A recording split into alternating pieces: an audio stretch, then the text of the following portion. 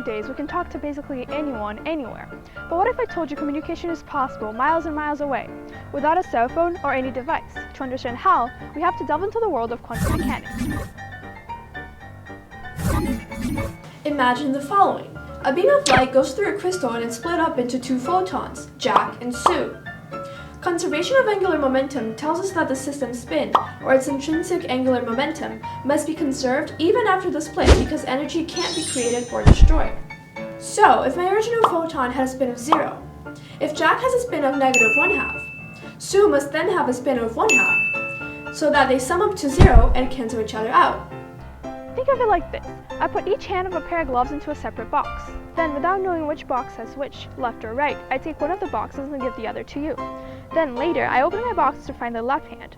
Automatically, I know you have the right hand. No matter how far away we are, this correlation will always hold true. If I find the left, you find the right, and vice versa. Now, think of Jack and Sue. If I open my box to see that Jack has spin down, I automatically know that Sue must have spin up.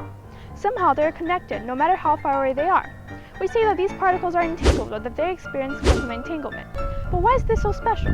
The thing is, in the classical interpretation or correlation, it really isn't. According to this view, I've always had the left hand, and Jack always had spin down. In other words, the outcome was predicted from the moment I chose a box. However, this is where things start getting weird. According to the quantum correlation, before opening my box, I have both the left and the right hand at the same time. Likewise, before I make a measurement, Jack has both spin up and down at the same time. This is called quantum superposition because two states are happening at once. Once I make a measurement, however, Jack collapses into a downspin state. So, since the outcome wasn't predetermined from the beginning, there must be some sort of communication so that Sue knows to make her spin up.